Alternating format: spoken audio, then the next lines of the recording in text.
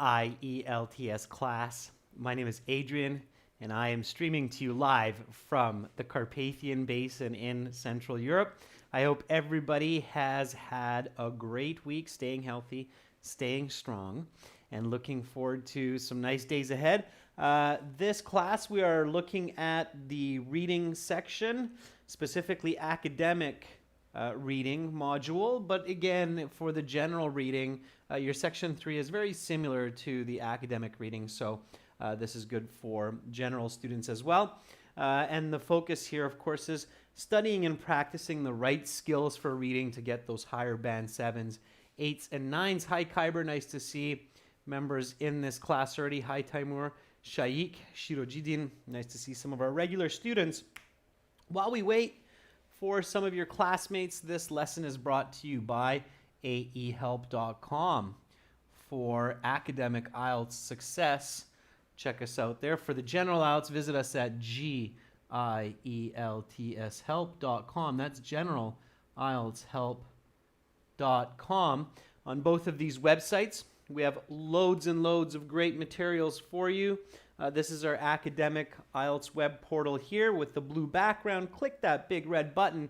Do yourself a favor. Join the premium package. Get access to original exams, interactive courses, and lots of HD videos. The general, same idea, green background. Click that big red button to join us there. Hi, Maksud. Hi, Amir. Hi, Rashika. Nice to see more of our members in the class also. Okay, everyone. Make sure to download and link the app. Academic IELTS Help links to the webpage aehelp.com, and the General IELTS Help app links to gieltshelp.com. You'll see for the app the same logos as you see here.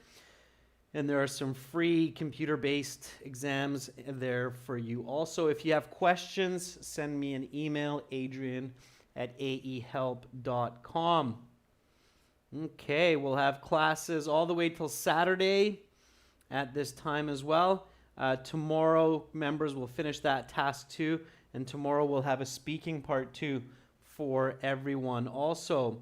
So tomorrow, task 2 finish and speaking part 2. Right now, we'll get into some reading. So let's get into some reading. I know lots of you are waiting and saying, hey, let's get into this right now. So here we go. Reading passage 2. This is coming from exam 5. You actually have audio for this in your course. For those of you who have memberships and access, you can actually listen to a British person read this for you as well. So here we have this passage.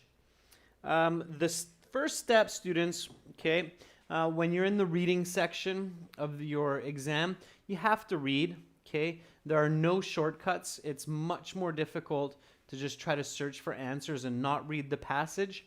You do have enough time to read, so make sure to read. Okay, reading is very, very important here. Step number 1 in the reading section always is look at the title and read the title carefully and predict what is going to be in the passage. So that's what we're going to do first. Step 1, read the title carefully, visualize, and predict the contents of the passage. Okay, from your own knowledge, obviously. Okay. All right, think critically.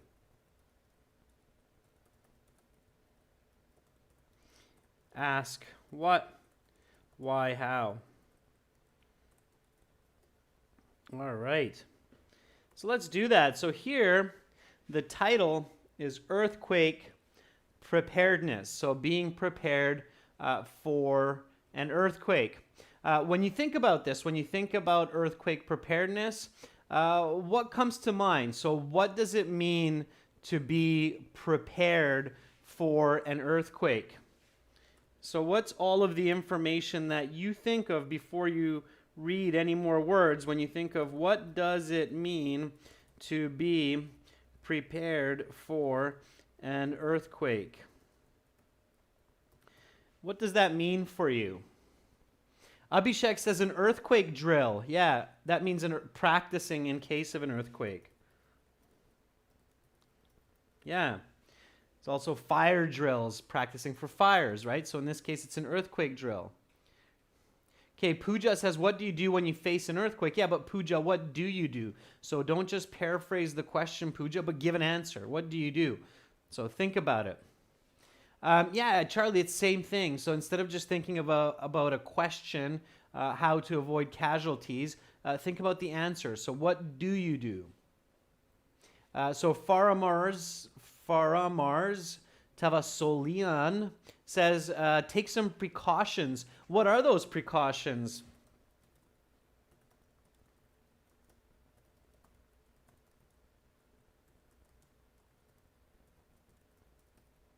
Like, have bottled water, a flashlight. Okay, when you're predicting, you want to be specific. All right. Sakibo says maybe some medication. Charlie says get out of the house, get out of the office. Okay.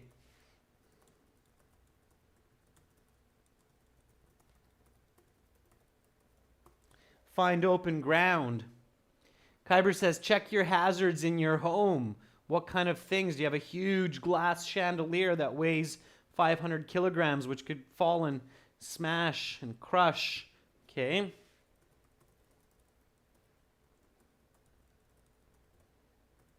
Check for hazards in the home. Okay. Miguel Barron says have some batteries. Aman John says move away from buildings. Demon Slayer says have an emergency kit. Timur Irfan says have a fire extinguisher, I think is what you're saying. Okay. Fire extinguisher, students, that's the device used to put out fires. That's a very good word to know in English. Fire extinguisher, that's when you put the fire out. Okay, good. Now you're rolling with it. Now you're thinking about the right way. So that's what you want to do, okay? So when you predict using the title of the passage, think in detail and see the pictures in your mind clearly. All right, fantastic. So you're doing that. You're doing a good job. This is happening super, super fast, quickly, right? You're seeing all those pictures. And then step 2, take a look at the questions.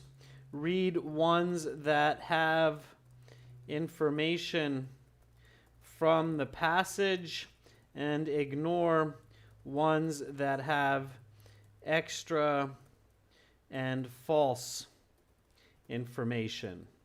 Okay, so that's your next step. So step 1, read the title, predict with a lot of detail. Step 2, look at the questions. And all of this is happening fast, students. You have to only do all of this, read and answer questions in 20 minutes. Okay, so we look at the questions. Here we have our questions. Do the following statements agree with the claims of the writer in passage 2? Yes, no, not given. Do I read this type of question before reading the passage? So, do I read this type of question? Rutwick says no. Abhishek says no. Bhumi says no. Jack Patel says no. And so many of you are saying are no, which is fantastic, okay? When I first started teaching IELTS years ago, so many people said, yeah, read it. And I was like, oh, no. But I'm so happy that these bad habits are changing. And now students are realizing that these kinds of questions are an absolute waste of time to read before the passage. So do not read yes, no, not given, or true, false, not given. It's the same, obviously, same idea. Okay, so good. You're realizing that that's just a waste of time. You can have yes, no, not given questions where the answer is not given, no, no, not given, yes. Ugh, imagine reviewing that and wasting time. Okay, so questions 18 to 21. It says complete each sentence with the correct ending. So this is sentence completion type question.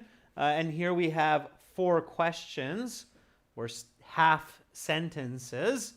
And then here we have 7 choices that will be the answers, or at least 4 of the 7 will be the answers for this. So what do I do here?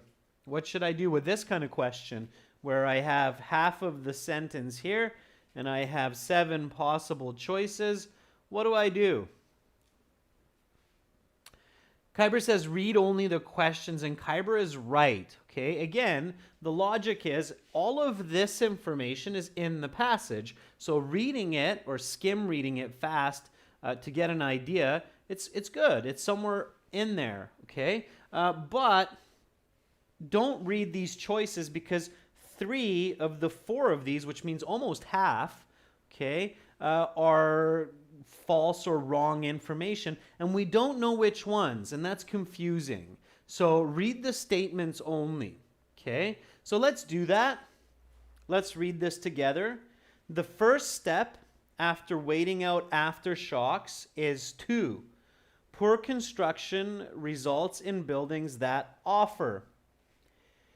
Even otherwise well-constructed buildings may be at risk because they... Buildings along the west coast of North America and Japan are designed to. All right, so I know that there's going to be information in the passage about buildings, specifically buildings in North America, Japan. I know there's going to be information about construction, well-constructed buildings, not well-constructed buildings. And there will be some information about aftershocks. Aftershocks are the smaller earthquakes that happen after the big earthquake. Okay, good. That's some valuable information for me as the student or as the candidate. Okay, and then here I have kind of summary type question. So it says complete the summary using the list of words A to H below. So I have a list of words A to H. I don't need those right now, but I can definitely read the summary because, again, this summary is really helpful. Okay, this gives me, it's kind of like an abstract. Does everybody know what an abstract is? If you're an academic student and you're in university studying master's, PhD, bachelor's, you'll know that the abstract is kind of like a summary, but it comes before the passage. It's called an abstract. It's kind of a synonym for summary, but it comes before the passage in many academic journals, okay? So this is kind of like an abstract of the passage, so it's really good to read that, okay? Kyber, it's not that kind of abstract. It's another definition, okay? So let's read this. I'll make a note after. So read with me. Earthquake planning. Planning is incredibly important for surviving an earthquake. They must make sure in advance that they have appropriate to survive after the event. It is the most critical resource after an earthquake, since municipal sources may be damaged and unavailable. Conversely, will be less scarce because it is less likely to be compromised in an earthquake. Some measures to take in preparation for an earthquake include storing medical supplies in a safe place, not hanging picture frames above your bed, and identifying in your home and workplace. In the event of an earthquake, try to call for help using your phone, or if you are trapped, try on a pipe. So all you do here is you read this summary with the blanks excluded, of course. And so now I know that there will be information in the passage about earthquake planning and what kind of steps to take in preparation for an earthquake. And we had one of our students mention that with the prediction. So that was great. Okay. All right. So a couple of important notes for this step. Okay. For some questions, like complete the sentence endings, you need to read only the part of the question that is included, that is in the passage. Okay. Some questions are really helpful to understand the passage, like summary completion. Okay. This is a sort of abstract for the passage. Okay. Now, abstract is used in scientific journals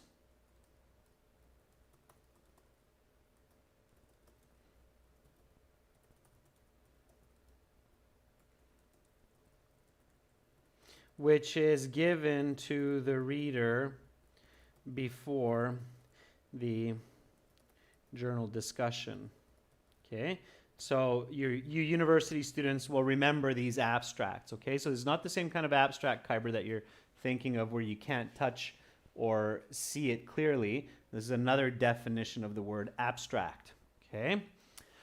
All right, so let's get into reading. That's our next step. So step 3 is read the passage in about 10 minutes, paying attention to be an active reader, focusing on the main idea of each paragraph and visualizing the content. Be sure to know and respect the correct structure of an essay. Okay, introduction with thesis plus body plus body. You'll see why I'm saying this in a moment here, plus conclusion. Okay, so keep that structure in mind. You're always looking at an essay. These IELTS passages, and even the reading short passages in the general IELTS, they're really just different kinds of essays. Okay, you might have some expository essays, some persuasive essays, but at the end of the day, they're essays. Okay. Active reader, Roman Baral, means that you're thinking about the information while you're reading. So you're creating pictures in your mind, and you're also thinking about the what, why, how structure. What is the author saying? Why are they saying this? How are they saying this? We're going to do this right now. Bekjan's saying, do we need to understand the whole passage? Not necessarily, Bekjan. Okay, so that was a good question. As long as you, here's a bit of information. So as long as you understand 70% of the passage and use good logic, you can get a band 7 or even more. Okay, I've seen it. So you can do quite well if you get about 70% of the passage and you're using your logic wisely. Okay? All right, we're going to do this, so you'll see. Okay? Here we go. Let's do it. So we're going to go back. We're going to do some active reading. Pay attention to all those elements. Again, practice will make perfect. Now, for full-time students in a Canadian, American, Australian university, you have to read about 150 pages like this each week. So you have to have good reading fluency to survive in university. Okay? All right. Here we go. Let's start reading from the top. Tamonish, to get the high bands in an easier way, you can't just skim read. It's not going to work, Tamonish. Okay, it won't work. You can't just skim read. It's not enough. All right, here we go. So read with me and we'll do it together. Earthquake preparedness. Of all natural disasters, earthquakes are likely to be the most devastating. Though earthquakes, most of the time, are only weak tremors which are not even strong enough to knock picture frames off walls, at their strongest, earthquakes can destroy entire cities, killing thousands and displacing millions. For regions of the world affected by earthquakes, being prepared for the big one is crucial to surviving when it eventually occurs. Earthquake preparedness takes three forms: education, construction, and planning. That's the introductory paragraph. It gives us the background. It gives us the importance of the question. It gives us the thesis of the question. I can see these very clearly. What's the thesis here, students? What is the thesis of this question? And you have to pay really careful attention. You can't just skim read, Justina or Jyoti. It's not enough. And I'm going to show you exactly why and how. So what is the thesis in this introductory paragraph? And if you are skim reading, please do not just skim read the introductory paragraph. That's the worst.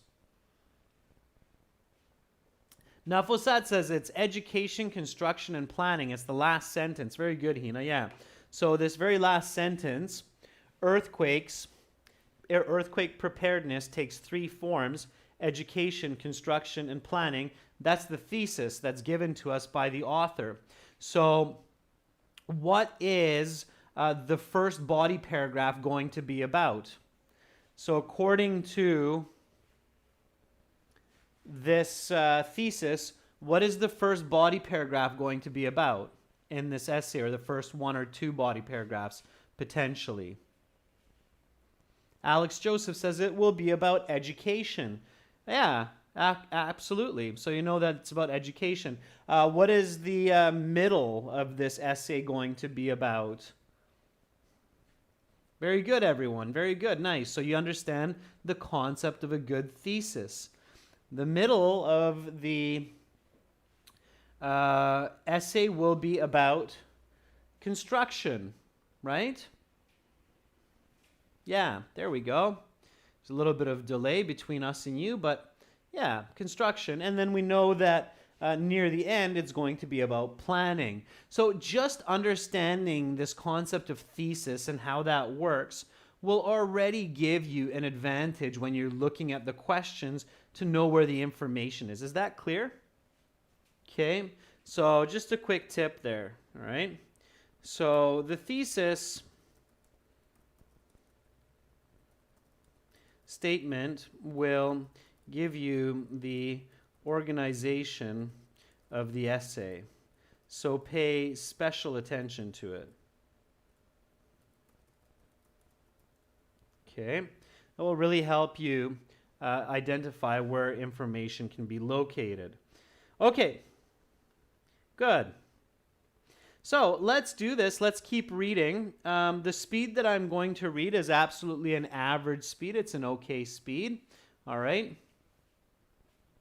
Yeah, Bekjun, you should have a thesis in all of your reading passages. The IELTS examiners are very good authors, and they will have it. Sometimes, Bekjun, the thesis will be an indirect thesis, but you'll also find direct thesis statements. It's always there. Okay. All right. Here we go. So let's get into it. Read with me. Those who grow up in earthquake zones are very familiar with so-called earthquake drills. These exercises take place multiple times each year in school, and students practice the appropriate steps to take in the event of an earthquake. The first step is to take shelter under a strong structure. In schools, this is often a wooden desk. In the absence of such furniture, a door frame is recommended, as this is the strongest structural part of any room. Next, drop to the ground, cover your head and neck, and only move if there is a safer place to seek shelter within short crawling distance. Keeping your head and neck covered are of critical importance since falling hazards are one of the biggest dangers in an earthquake. Once the shaking has stopped, people are advised to wait for any aftershocks to occur. Many deaths and injuries occur during aftershocks, smaller earthquakes, which occur shortly after the initial quake. So staying sheltered is recommended for up to 10 minutes after the main event. Once sufficient time has passed, people should get to open ground, taking care to avoid falling hazards, especially glass structures such as windows. Okay, so there we read about education for earthquake, what to think about when an earthquake is happening. And of course, hopefully, many of you were visualizing this. So hopefully many of you saw the table and saw the person underneath the table covering their head with their arms. Okay, so they're hiding under the table. Hopefully you saw another person hiding in the door frame, also maybe covering their head. Okay, and then maybe you saw a person or yourself moving to open ground. Maybe it's a soccer field, okay, where you're away from buildings and so on. So maybe you saw yourself crawl to that door frame. So that's a lot of visualization, and you have to visualize, okay? Very, very important. Very, very important to see what you're reading. All right? Okay. Picture it and include yourself. That's a really, really important part of this, is to be in the picture. Don't just see random people moving around without faces, but actually picture yourself, your friends, okay? All right? Okay, let's keep going. Let's do this.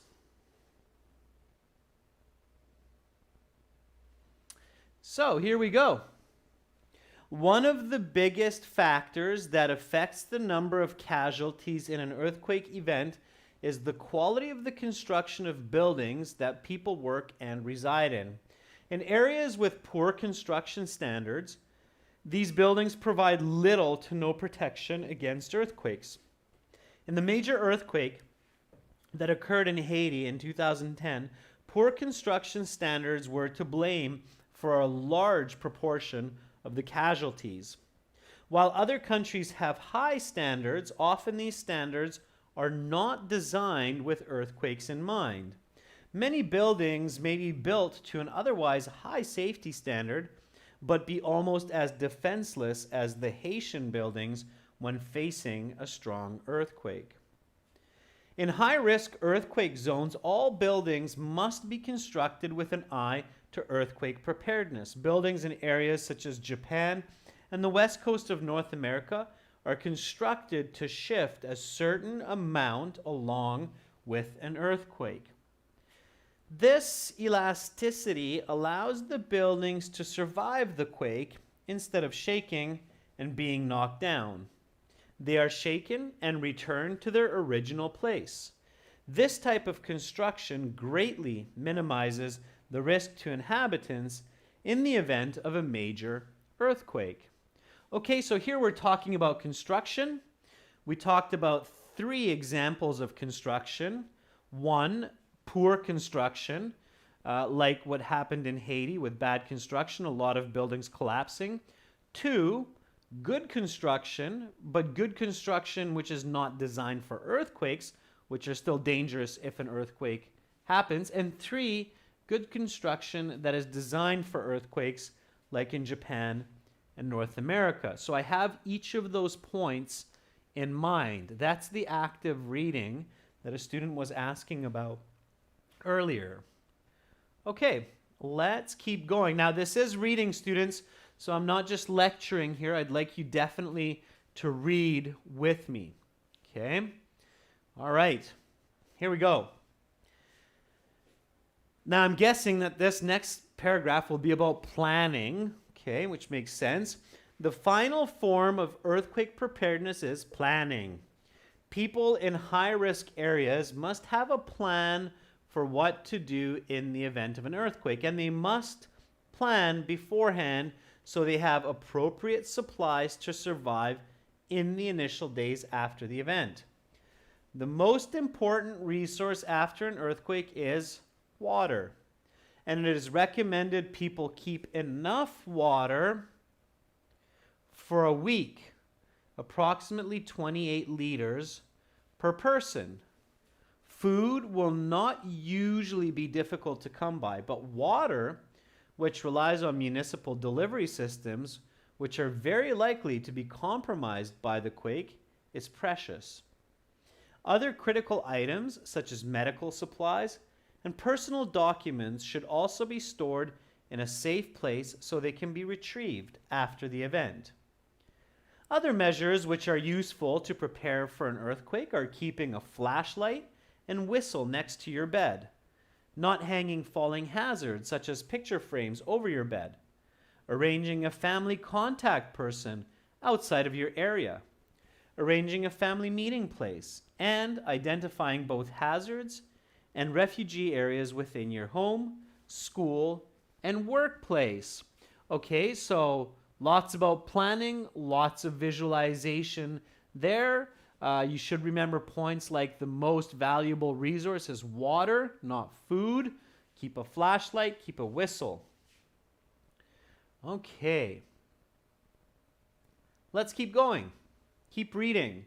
Again, read with me. In the event that you are trapped after an earthquake, do not struggle or kick up dust. Instead, try to make sounds such as blowing on a whistle or tapping on a pipe so that rescuers may locate you. If you have a mobile phone, use it to call or text for help. Earthquakes can be deadly. All the preparedness in the world will not help if a sufficiently large earthquake hits the wrong spot. What can be done, however, is to improve the chances of survival. Through education, appropriate construction, and diligent planning, countless lives can be saved. All right, so that is clearly the conclusion. Notice how it ends on a paraphrase of the thesis as well. Okay, kind of reminding you of all that. All right, so let's keep going. Zelda says, I think we practiced this passage before. If you've practiced the passage before, students, that's great. It's a really good idea, Zelda, to reread some passages that you've done before just to see how much your reading has improved. So there's no shame, students, in going back over the same passages. We will have some brand new passages coming up for you in the next couple weeks, by the way. All right, so let's do these yes, no, not given questions together.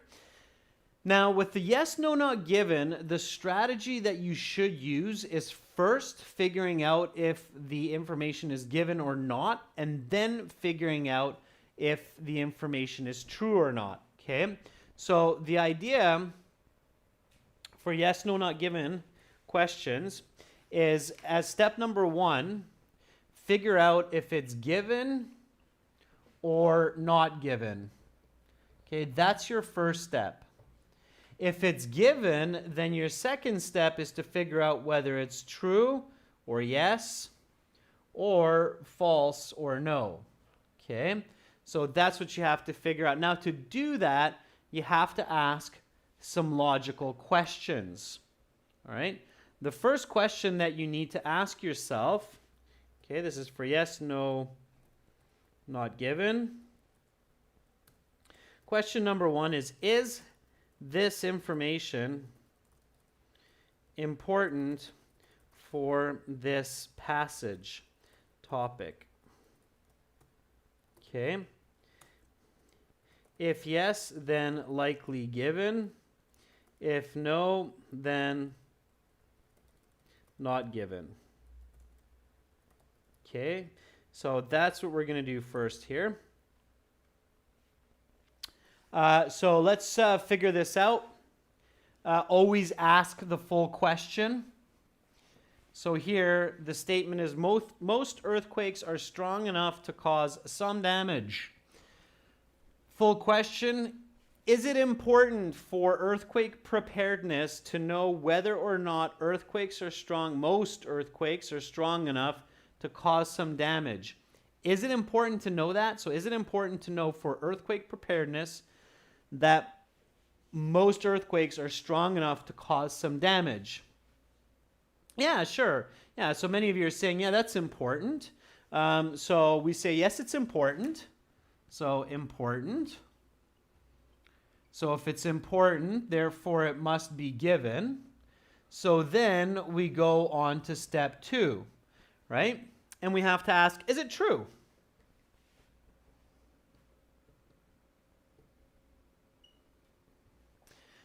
So is it true that most earthquakes are strong enough to cause some damage? Abhishek says, no, I don't think so. Jaineel says yes. Bhumi says yes. Amir says no. Billy says no. Savardeep says yes. Okay. Well, what if your answer is I don't know?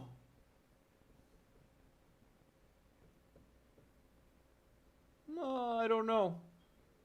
Sad face. So I don't know.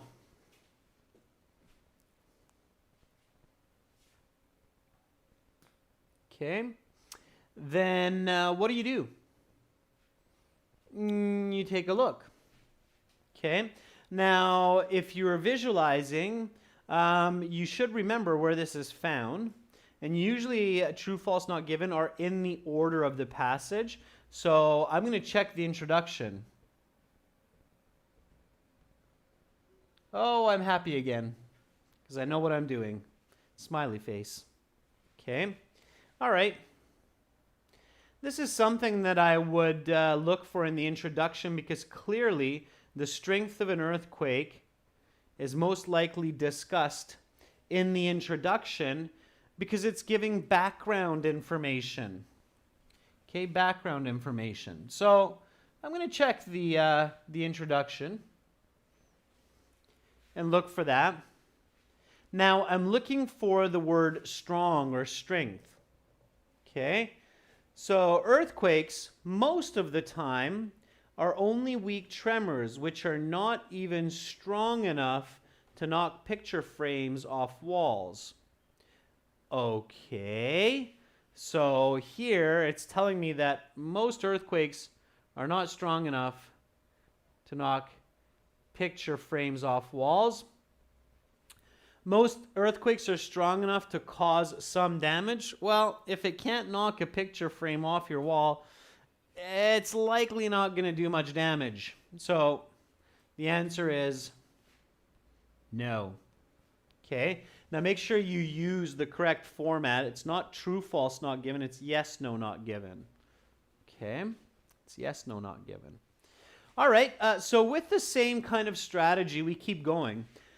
The strongest part of a room is furthest away from the windows that can shatter. Okay. Is it important to know that the strongest part of the room is the furthest away from windows that can shatter? Is that important to know for this passage? Yeah, so Farah Mars says it's not exactly said, it's no. Okay. So, therefore, it's not given.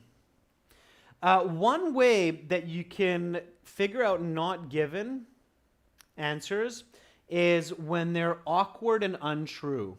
Okay? So, here's a little bit of a tip that I haven't given you before, and you'll see these types of statements in the true, false, not given, or the yes or not given. If the statement seems both false and awkward. Okay. It is most likely not given because the writer would not mention such information. Okay, that makes sense. That's logical. So what do I mean? The strongest part of a room is furthest away from windows that can shatter. That doesn't make sense at all, because what if you have a window in the room, and again, use your visualization, that can break, but right underneath the window, you have a steel table, a metal table, okay? If there were an earthquake, I would feel very comfortable getting underneath a metal table, even if it's right beside the window. So why would the IELTS examiner make such a crazy, outlandish, irrational statement? They wouldn't. So I'm not even going to search for it, okay? So if it seems false and really awkward, there's not going to be any information given around that, all right? So use your logic, all right? Okay.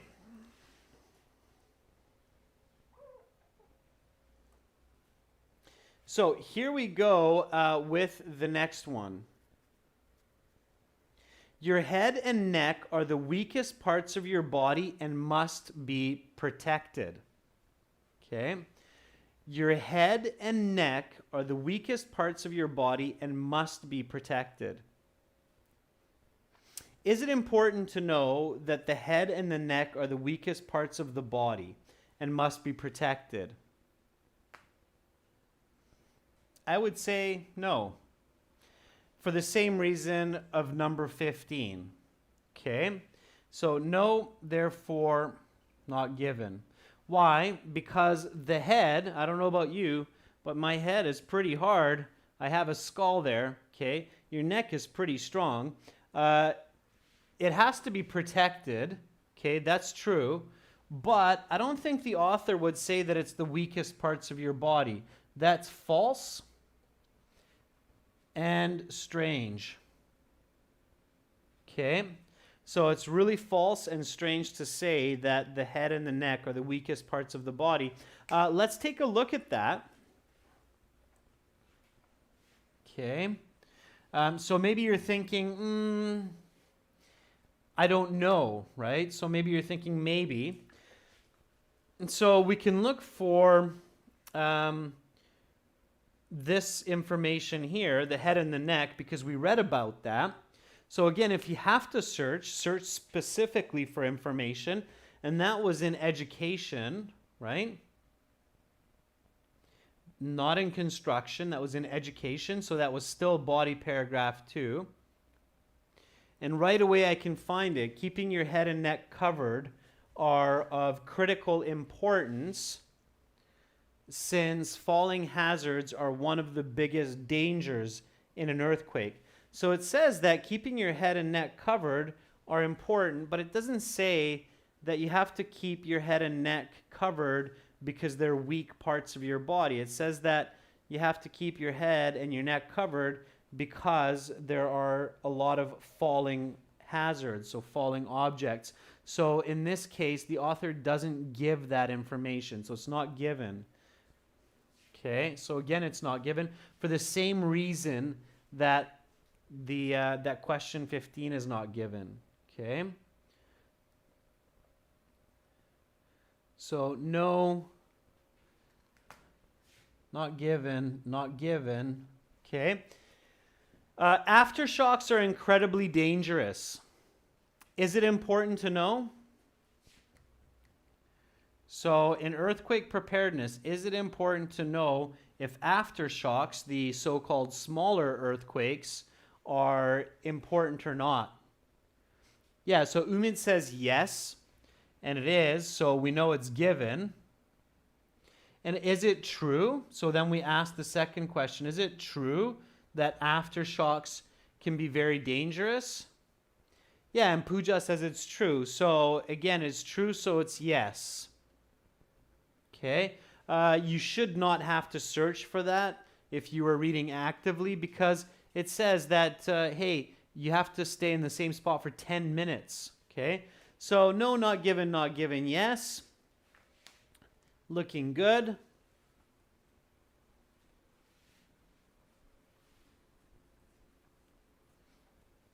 Okay. and then we keep going. So here we get to the questions where it's complete the sentence. So the trick here is complete on your own.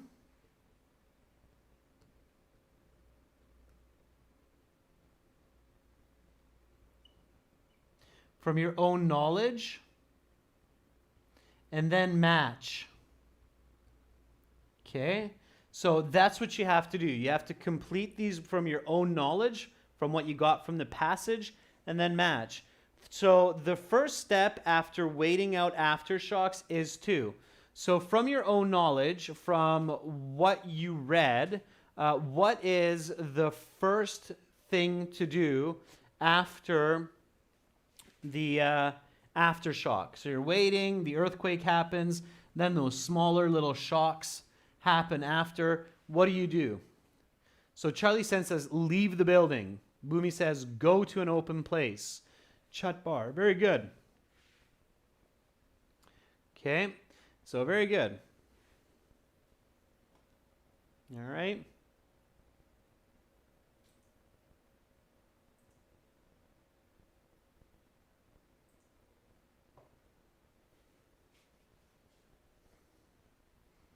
Okay. So now we find the closest match to those answers. A, are not designed to withstand earthquakes. B, leave the building and find open ground. That seems like a perfect match. So I'm not even going to keep reading, but maybe I should, because there could be a better match. A modicum of other earthquake protection, move in response to an earthquake, lack the flexibility of Haitian buildings, withstand earthquakes. Okay, little protection in the earthquake. None of those seem okay, so I'm going to put B in there. So B. Now, a next step, okay, so first you give your own answer, then you find the match, and the next step is read the two together so you make sure that the grammar makes sense. The first step after waiting out aftershocks is to leave the building and find open ground. Is the grammar okay? So if I read the complete sentence here with this, is the grammar okay? Yeah, it is. So it matches my own thinking. The grammar is okay. So there's a 99% chance that it's the right answer. Okay? So that's what we keep doing with these. Poor construction results in buildings that offer what? So poor construction results in buildings that offer, my finish here is little protection. Little or no protection from earthquakes. Okay, so that's how I would finish that sentence. Poor construction results in buildings that offer little or no protection from earthquakes. So I'm going to look for a match. Okay.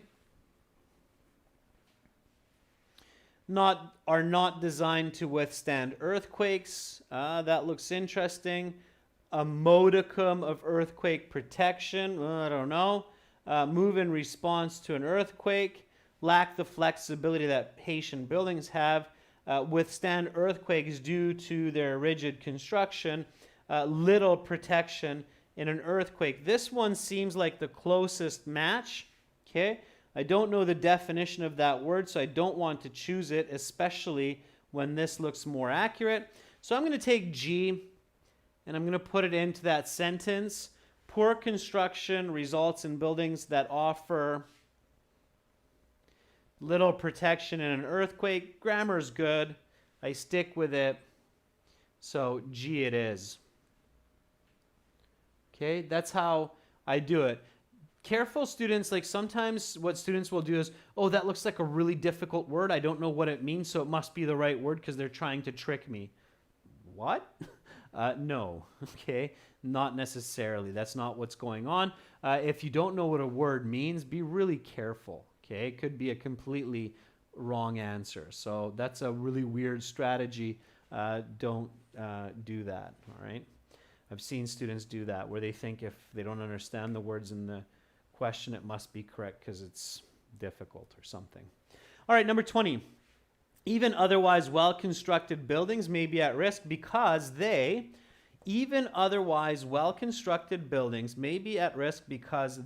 are not made for earthquakes. That would be my ending for this. Even otherwise well-constructed buildings may be at risk because they are not made for earthquakes. Okay. Are not designed to withstand earthquakes. Ooh, that looks really close to are not made for earthquakes. So I can go through the other ones and I'll realize that A is definitely the closest one. So A it is. And I can read it with the sentence again.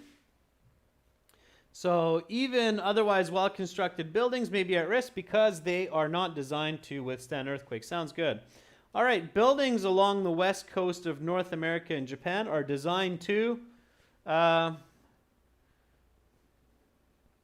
move with an earthquake. Okay, so I remember picturing how those buildings can kind of move if there's an earthquake so they don't fall down. Ferdowsian says withstand an earthquake. Sure. So let's see. Any one of those here are not designed. I've picked that one. Leave the building. No. Move in response to an earthquake. Oh, move with an earthquake. Move in response to an earthquake. That looks really good. So I read the other ones and I realize that, oh, okay, my answer is D. And then I read it together. Buildings along the west coast of North America and Japan are designed to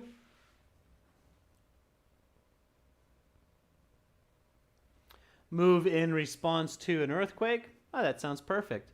So I'll stay with that. Okay.